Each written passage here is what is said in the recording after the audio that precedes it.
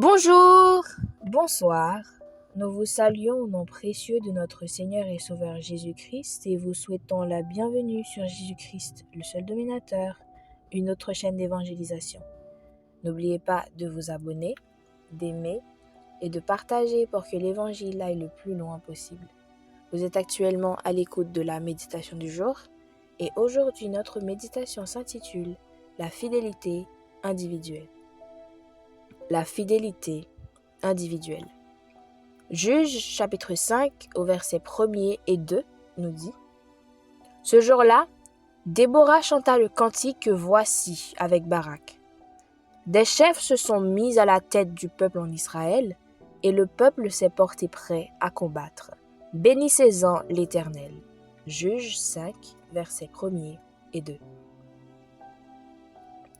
Opprimé par les Cananéens, Israël a crié à Dieu pour obtenir de l'aide. Sous la direction de Déborah et de Barak, les Israélites ont connu une grande victoire. En effet, chaque membre de la communauté y avait mis du sien. Les leaders ont donné la direction à suivre, le peuple ne les a pas remis en question et ne s'est pas rebellé, mais il a participé. Certains étaient en première ligne, d'autres servaient dans les coulisses. Ils ont collaboré sans rivalité ni compétition. Tous travaillaient ensemble. Tous les postes étaient occupés. Chaque tâche a été accomplie. Le résultat a été la victoire. La Bible enseigne l'importance de la fidélité individuelle, nous rappelant que Dieu a donné un appel particulier à chaque personne. Il nous a conçus pour que nous travaillions en harmonie, en comprenant que chaque tâche, chaque personne est importante. Lorsque nous répondons à notre appel, l'impact collectif est plus grand. Nous travaillons ensemble dans l'unité en nous soutenant mutuellement au service de Christ. Éphésiens 4, 12. Ces principes sont à l'œuvre dans la victoire remportée par Israël sous la direction de Déborah et de Barak. N'oubliez pas que vous êtes une partie importante du corps de Christ.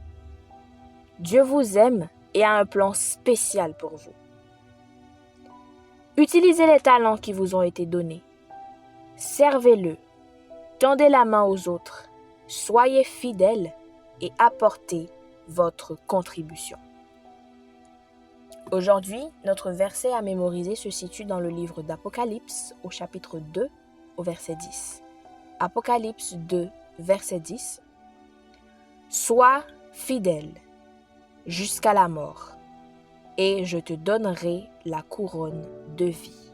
Apocalypse 2, verset 10. Apocalypse 2, verset 10. Sois fidèle jusqu'à la mort, et je te donnerai la couronne de vie. Apocalypse 2, verset 10. Que le Seigneur vous bénisse. Bonne méditation.